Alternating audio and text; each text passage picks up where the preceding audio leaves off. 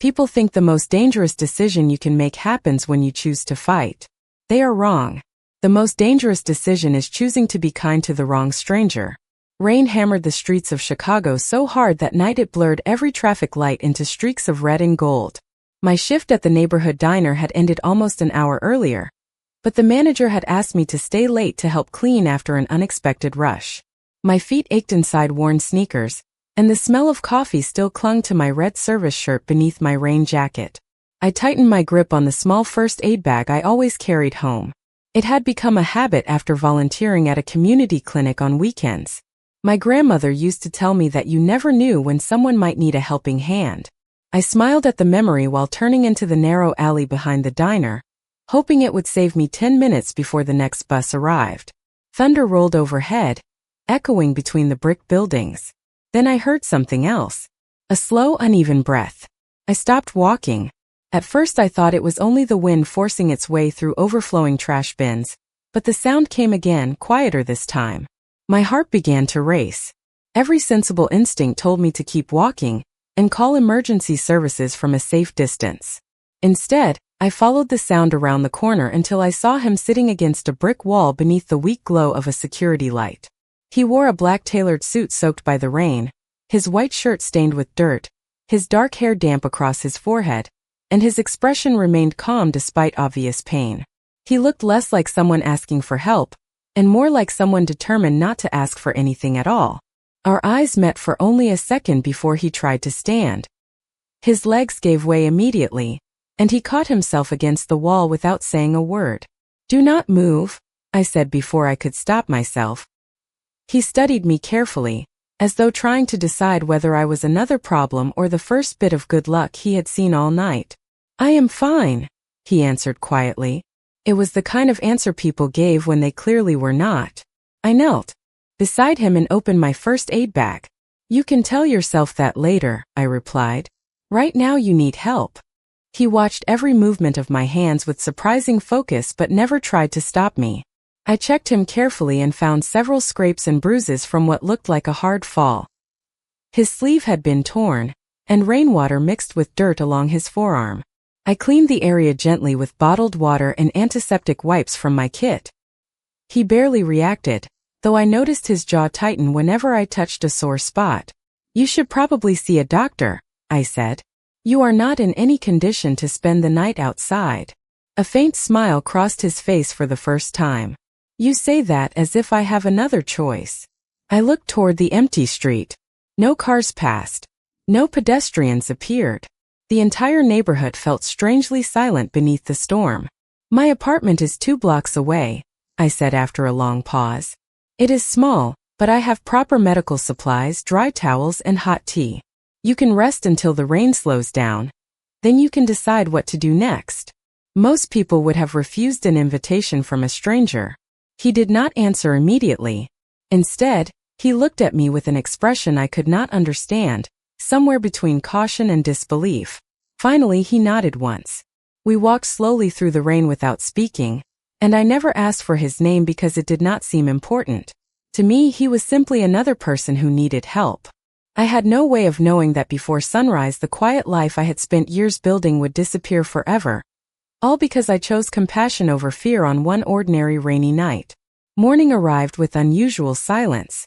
The storm had disappeared, leaving only damp sidewalks and gray clouds drifting above the city. I woke before sunrise, partly because I had an early shift at the diner, and partly because I was not used to having a stranger asleep in the tiny apartment across the hall. The smell of fresh coffee filled the kitchen while I quietly packed clean bandages and medicine onto the small dining table. When I glanced toward the guest room, I found him already awake, standing beside the window in the same black suit, now cleaned and carefully pressed as much as the fabric would allow. He looked completely different in daylight.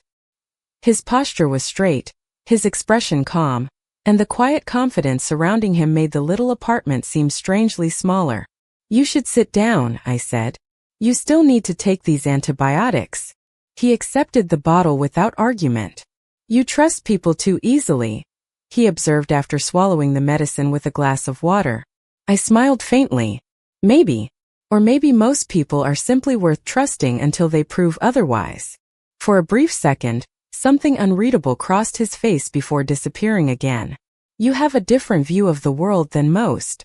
I shrugged while placing another bandage into my first aid bag. Working at a diner teaches you that everyone carries something heavy. Sometimes they only need one person to treat them like they matter. He looked at me for a long moment but asked nothing more. Just before I left for work, I handed him a spare apartment key. Lock the door when you leave.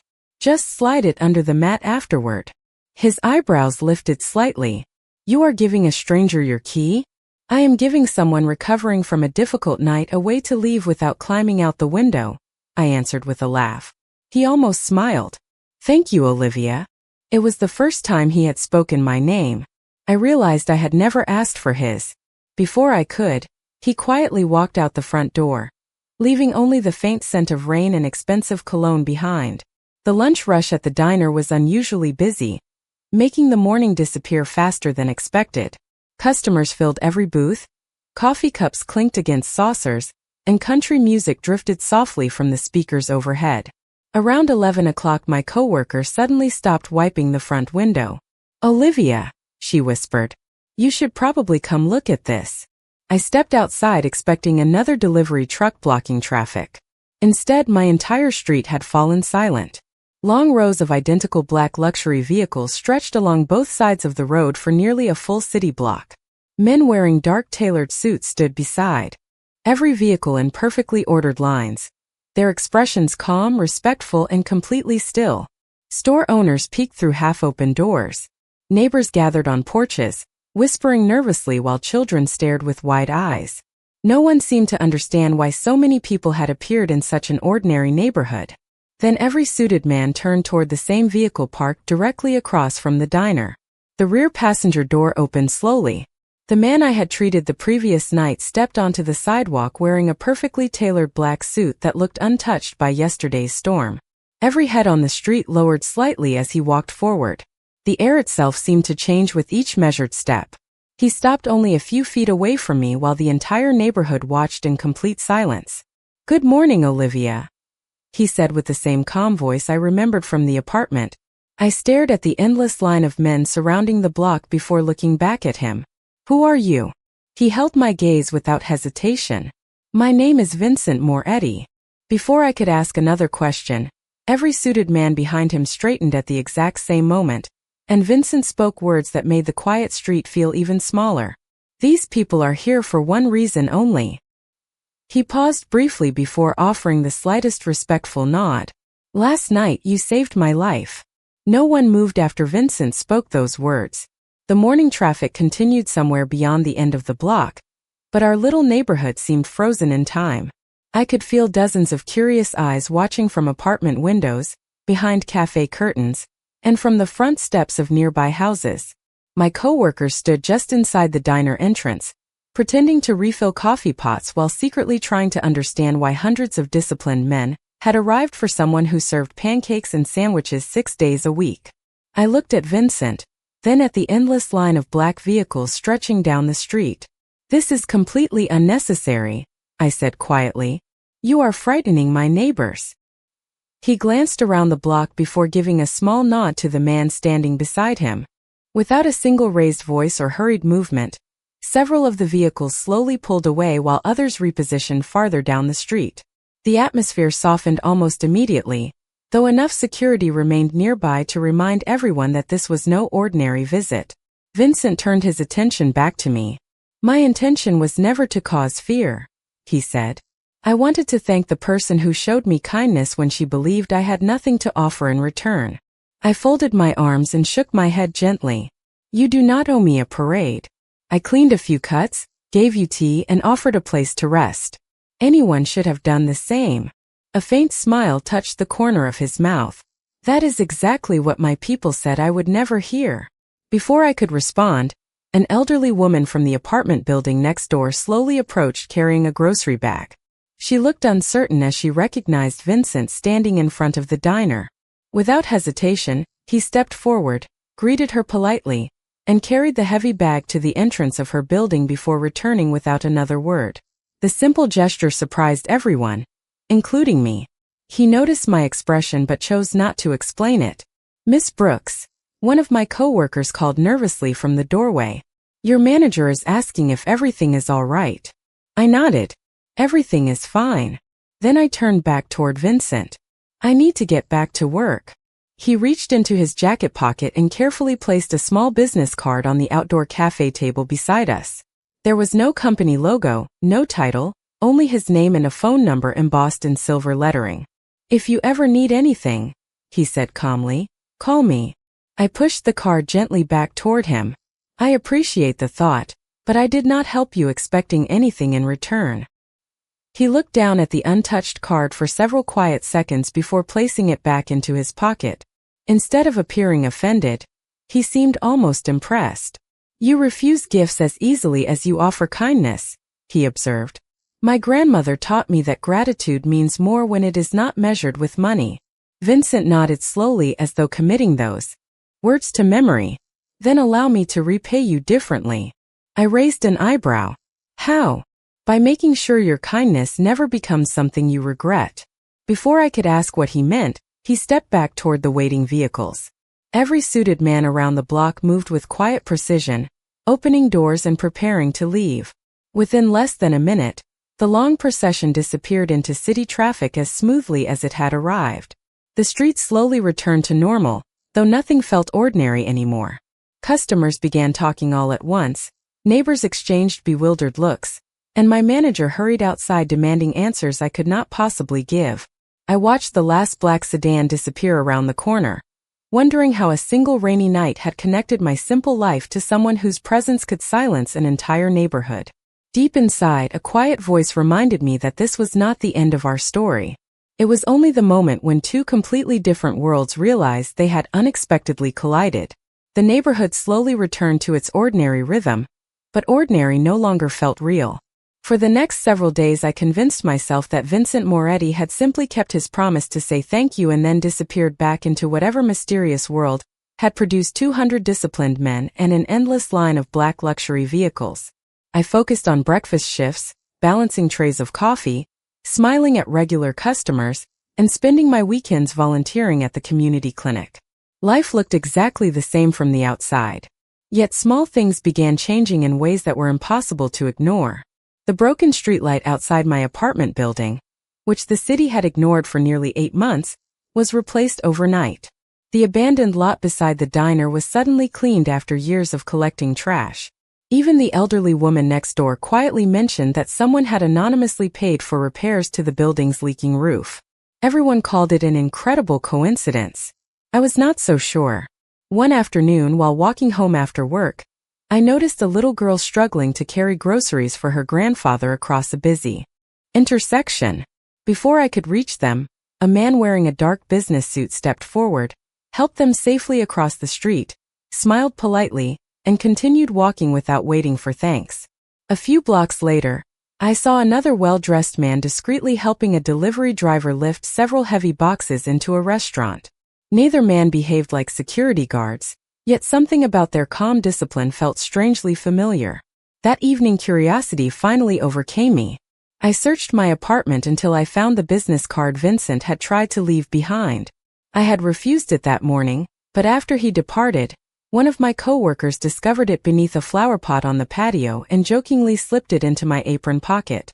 I stared at the silver lettering for several minutes before placing it back inside the drawer. I had no intention of calling. If he truly respected my decision, he would let my life remain my own. 2 days later, my manager surprised everyone during the afternoon staff meeting.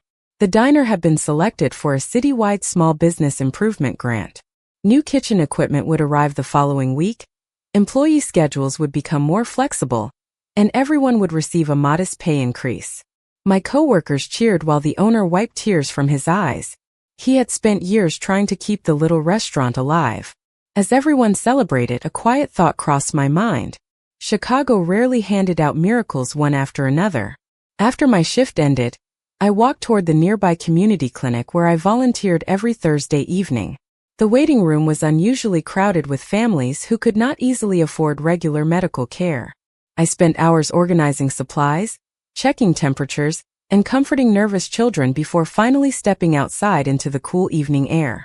Across the street, Parked beneath a row of maple trees, sat a familiar black sedan. It was not blocking traffic or attracting attention. It simply waited. A moment later the driver's door opened, and Vincent stepped onto the sidewalk wearing another perfectly tailored black suit. He carried no bodyguards with him this time. He walked toward me at an unhurried pace, stopping several feet away with the same calm expression I remembered from the rainy alley. "Good evening, Olivia," he said. "Good evening," I answered. "Have you been following me?" He smiled faintly and shook his head. "No. I knew you volunteered here every Thursday because the clinic director mentioned the young waitress who never missed a shift helping others." I folded my arms, uncertain whether to believe him. "Then why are you here?" He looked toward the crowded clinic entrance where another family had just arrived. "Because you keep proving that the night we met was not an exception. Helping people is simply who you are." I lowered my eyes for a moment, unsure how to answer such unexpected honesty. When I finally looked back up, Vincent's expression had changed ever so slightly. For the first time since we met, the confidence surrounding him seemed quieter, almost thoughtful, as though the person who had once believed power could solve everything was beginning to discover that genuine kindness was something money could never buy. Some people believe gratitude fades with time. Vincent Moretti seemed determined to prove the opposite. After our conversation outside the community clinic, nearly 2 weeks passed without another unexpected visit. I settled back into my routine, waking before sunrise, working long shifts at the diner, and spending every Thursday evening helping patients at the clinic. Yet the quiet changes around me continued. Customers who had stopped visiting the diner years ago somehow returned. Local business owners began recommending our little restaurant on neighborhood websites. The owner smiled more often than I had ever seen, joking that someone upstairs must finally like us. I smiled with everyone else, but deep inside I wondered whether someone much closer had quietly decided to help without taking credit. One afternoon an elderly customer accidentally dropped his wallet while leaving the diner. Before I could run after him, a well-dressed man stepped out of a parked sedan, returned the wallet with a respectful smile, and disappeared before anyone could thank him. Later that evening another suited stranger patiently changed a flat tire for a young mother outside the grocery store before quietly driving away. I had seen enough to recognize a pattern. Whoever these men were, they carried themselves with the same calm discipline I had noticed the morning Vincent introduced himself. They never demanded attention. They simply solved problems and disappeared. The following Thursday, after finishing my volunteer shift, I walked toward the bus stop carrying my worn medical bag. A familiar black sedan waited at the curb, but this time Vincent remained inside until I approached. He stepped out, holding 2 paper cups of hot tea instead of coffee. "I remembered you prefer tea after volunteering," he said. I accepted the cup with a surprised smile. "You have a remarkable memory. Only for things that matter." We began walking slowly along the quiet sidewalk beneath rows of streetlights. The city buzzed around us, yet our conversation felt strangely peaceful. "Can I ask you something?" I finally said. "Of course. Did you arrange everything happening around my neighborhood?" Vincent looked ahead for several moments before answering. "Some things, yes. Others were already being planned." I sighed softly. "You repaired streetlights, helped local businesses, and somehow made life easier for people who have never even met you." He nodded once. "Your kindness reminded me how many ordinary people spend every day helping others without expecting recognition. I decided I should do the same." I stopped walking and looked directly at him. "But you are doing it because of me." He met my eyes with complete honesty. "No. I started because of you. I continue because it is the right thing to do." His answer caught me completely off guard. There was no arrogance, no expectation of praise, only quiet certainty. We continued walking until we reached a small neighborhood park where children laughed beneath bright playground lights while parents talked on nearby benches. Vincent watched them silently before speaking again. "There was a time when I believed strength meant people feared your name." He paused as a little boy proudly showed his father a paper airplane soaring across the grass. "Now I think real strength might be measured by how many people feel safer because you were there." I smiled without realizing it.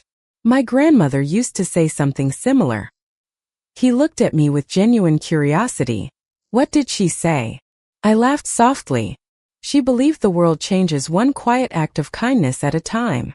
Vincent repeated those words almost to himself, as though committing them to memory forever. Then his phone vibrated. He glanced briefly at the screen, and for the first time since we met, the peaceful expression on his face became guarded. He slipped the phone back into his pocket without answering. "Is everything all right?" I asked. He forced a reassuring smile. "It will be." Yet as we stood beneath the warm glow of the park lights, I noticed several dark vehicles quietly arriving at the far end of the street. They remained at a respectful distance, but something about the unusual timing told me the peaceful evening was about to give way to a challenge neither of us had expected. The quiet conversation in the park ended the moment Vincent's phone stopped vibrating. He slipped it into his pocket and looked toward the line of dark vehicles waiting beneath the streetlights. None of them moved closer. None of the men stepped out. They simply remained there with patient discipline, as though waiting for a single instruction. I followed his gaze before looking back at him. "They are here for you?" I asked. Vincent nodded slowly. "They are here because they are worried." "About what?" He hesitated for a moment, searching for words that sounded less dramatic than the truth. "About the attention my absence creates." I glanced at the family still enjoying the park. Children laughed on the swings while parents talked quietly on nearby benches, completely unaware of the silent tension settling around us. "Then maybe you should go," I said gently. "They have already interrupted enough of your evening." He looked at me with a faint smile. "You are still thinking about everyone else first." Before I could answer, one of the suited men approached us at a respectful pace. He stopped several feet away and spoke in a calm, measured voice. "Sir, there has been a development. The meeting has been moved forward." Vincent acknowledged him with a slight nod but did not immediately leave. Instead, he turned back toward me. "Would you walk with me for another minute?" We followed the path leading toward the parking area, while the evening breeze carried the scent of freshly cut grass across the park. "There is something I should explain," he said quietly. "The world you saw outside your diner was never the world I wanted anyone else to experience." I listened without interrupting.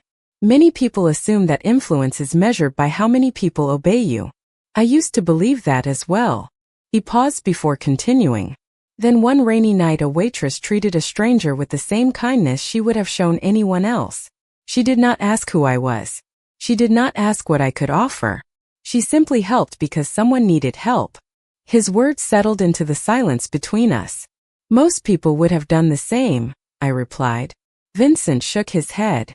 "I have spent enough years meeting people to know that is not always true." We reached the first black sedan, but neither of us stopped walking. "Can I ask you something now?" he said. "Of course. Why did you choose to volunteer at the clinic every week after working such long hours?" I smiled softly. "Because pain does not follow business hours." He waited for me to continue. "When I was 12, my grandmother became very sick. A volunteer nurse stayed long after her shift ended just to keep her company until I arrived from school.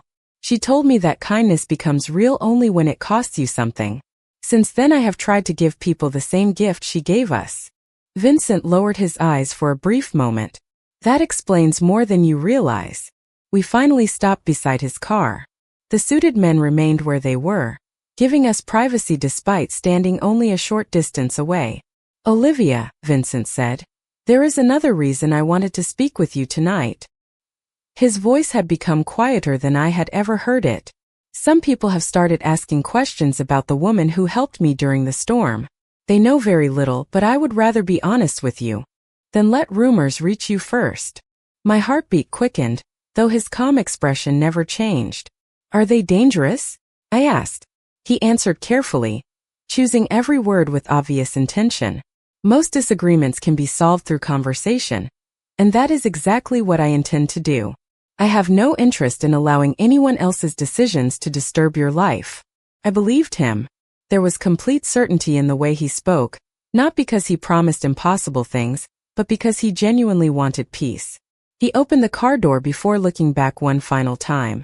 "Until this is resolved, you may notice a few unfamiliar faces around your neighborhood. They are not there to interfere with your life. They are there to make sure your kindness never becomes someone else's opportunity to create fear. As the line of vehicles quietly disappeared into the Chicago night, I stood alone beneath the streetlights with one unexpected realization. I had changed Vincent's life the night I treated his injuries, but I was only beginning to understand how profoundly he was about to change mine. The next week passed with an unusual sense of calm, the kind of calm that made every ordinary moment feel more precious. I still worked early mornings at the diner, still greeted the same regular customers by name, and still spent Thursday evenings at the community clinic, but I could not ignore the subtle signs that Vincent had quietly kept his word. A new security camera appeared above the convenience store across from my apartment building. The elderly neighbors who often walked home after sunset mentioned that the streets somehow felt safer. Even the owner of the flower shop smiled one afternoon and said she had never seen so many polite strangers offering to carry heavy boxes. None of them introduced themselves. None of them lingered long enough to receive thanks. They simply helped and moved on. At first I worried that my life was slowly becoming surrounded by people I did not know. But after watching them for several days, I realized something important. They never interfered with my choices. They never entered my apartment building. They never followed me inside the diner or the clinic. They simply remained nearby, blending into the rhythm of the neighborhood, as though they had quietly decided that protecting people also meant respecting their space. One rainy evening after closing the diner, I noticed Vincent waiting outside beneath the awning instead of sitting inside a car. He held one umbrella, and when he saw me, he smiled with the same quiet confidence that had become strangely familiar. "I hope I am not interrupting your evening," he said. "You seem to have a habit of appearing just when my shift ends," I replied with a small laugh. He looked toward the cloudy sky. "Perhaps I have become predictable." We began walking toward the bus stop together while rain tapped softly against the umbrella above us. For several minutes neither of us spoke. The silence felt comfortable rather than awkward. Finally I asked the question that had stayed in my mind ever since our conversation in the park. "Why do your people care about you so much?" Vincent took a slow breath before answering. "Because most of them were given a second chance when they believed life had already forgotten them." I listened carefully as he continued. "Some lost their families. Some lost their homes. Some simply needed someone to believe they could become better than their worst day." He looked down the quiet street before adding, "I have made many mistakes in my life, Olivia, but abandoning people who trusted me has never been one of them." His honesty surprised me more than any display of power ever could. "That sounds exhausting," I admitted gently. He laughed for the first time since we met, a genuine laugh that softened the seriousness usually written across his face. "It is. But responsibility usually is." We reached the neighborhood bus stop just as the rain began falling harder. The street remained almost empty except for a city bus approaching from several blocks away. Before it arrived, a young boy accidentally dropped his backpack while running to catch up with his mother across the street. Papers scattered across the wet sidewalk. Without hesitation, Vincent handed me the umbrella and walked over to help the child gather every page before the rain ruined them. He returned a minute later with damp sleeves and a quiet smile as the grateful mother waved from across the intersection. "You did not have to do that," I said. He shrugged lightly. "You once told me that everyone carries something heavy. Sometimes today it happened to be a backpack." I laughed softly, recognizing my own words reflected back to me. The bus pulled to the curb, its doors opening with a familiar hiss. Before I stepped aboard, Vincent spoke again. "There is something I should tell you soon. It concerns why your kindness affected me more than you realize." I paused on the first step and looked back at him. His expression carried a weight I had never seen before. Not fear, but the quiet burden of a memory that had remained hidden for years. As the bus pulled away into the rain, I watched him grow smaller through the window, and for the first time I understood that behind the calm voice, tailored suit, and unwavering confidence was a man still carrying a loss he had never truly learned to leave behind. 3 days later, Vincent invited me to a place I never expected to see.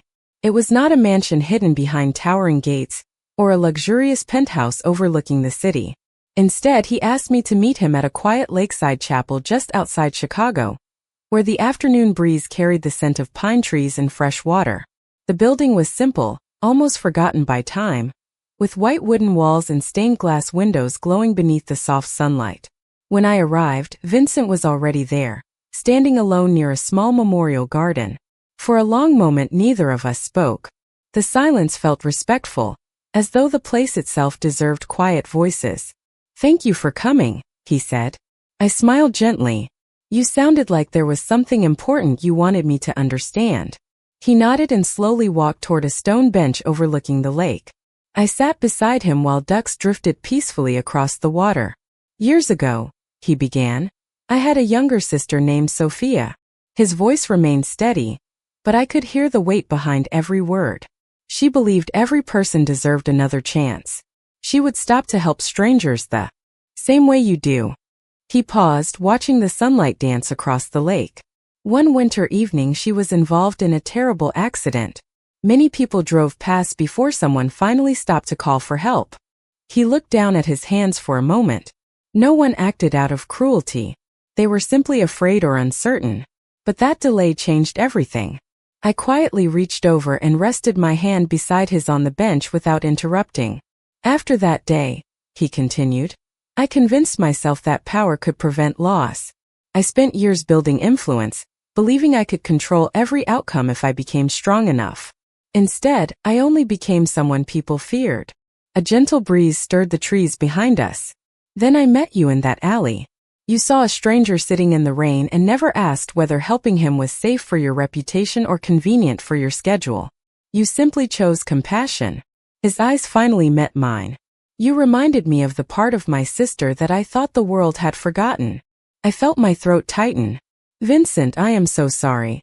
He offered a grateful smile. "Do not be." For the first time in many years, remembering her no longer feels like carrying only sorrow.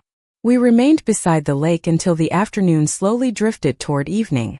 Before leaving, Vincent led me to a small community center located next to the chapel. Children filled the classrooms with laughter while volunteers organized books, served meals, and helped with homework.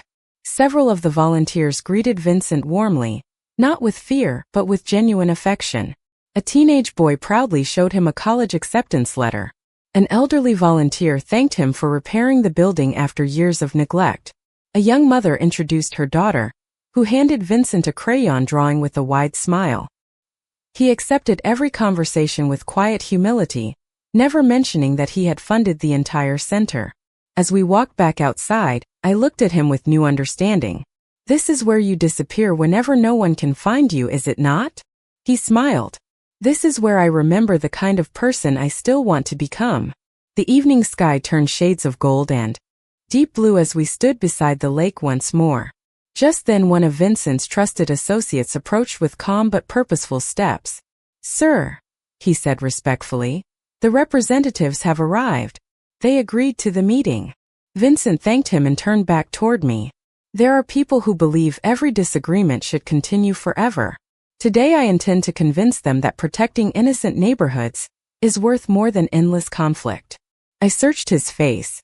"Can that really be done?" He answered with quiet confidence. "I do not know. But someone once taught me that kindness becomes real only when it costs you something. It is time I prove I was listening." As I watched him walk toward the waiting car, I realized that the man who had once relied only on power was now placing his greatest hope in something much quieter. And somehow I believed that choice would change far more lives than either of us could yet imagine. 1 year later, I unlocked the front door of a small community medical clinic, just as the first rays of morning sunlight spread across the quiet Chicago neighborhood. The building was not large, but every room inside carried the same purpose that had guided me since the night I found a stranger sitting alone in the rain.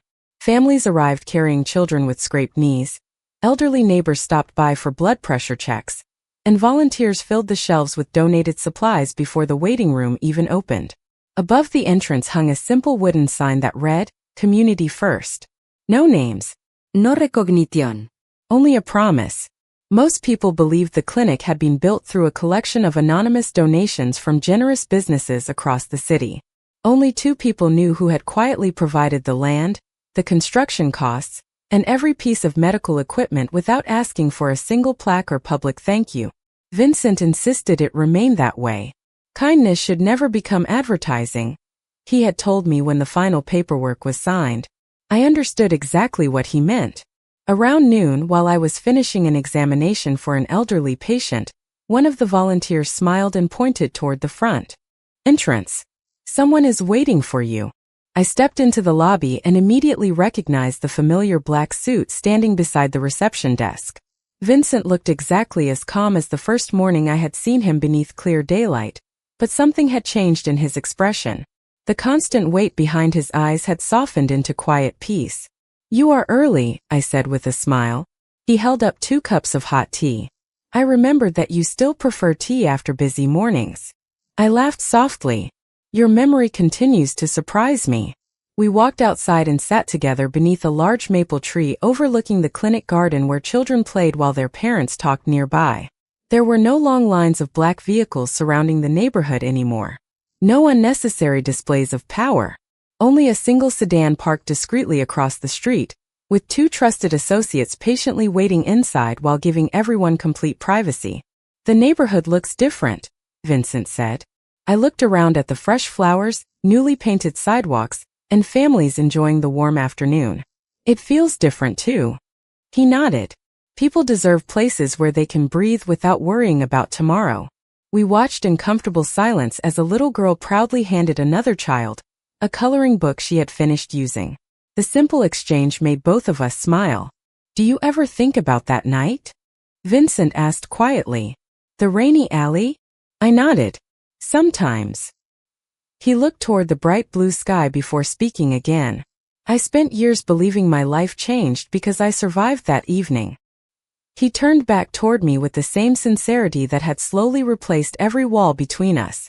"Now I know that was never the real miracle." I waited without interrupting. The miracle was meeting someone who reminded me that influence means very little if it cannot make ordinary people feel safer, kinder, and more hopeful. My eyes drifted toward the busy clinic entrance where volunteers welcomed every patient with warm smiles. "You changed that yourself," I replied. Vincent shook his head gently. "You gave me the reason to try." He reached into his jacket pocket and carefully placed a familiar object into my hands. It was the small first aid kit I had carried home from the diner the night we met.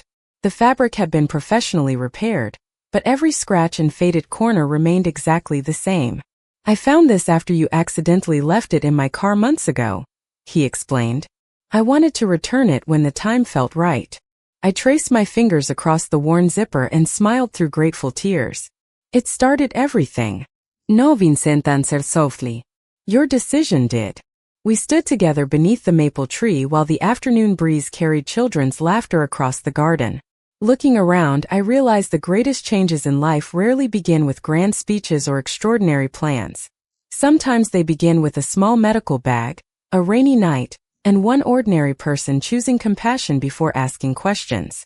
People often believe kindness is fragile because it asks for nothing in return. My life taught me the opposite. Kindness is the strongest force I have ever known, because unlike fear, it never ends with the person who receives it. It quietly continues through every life they choose to change afterward.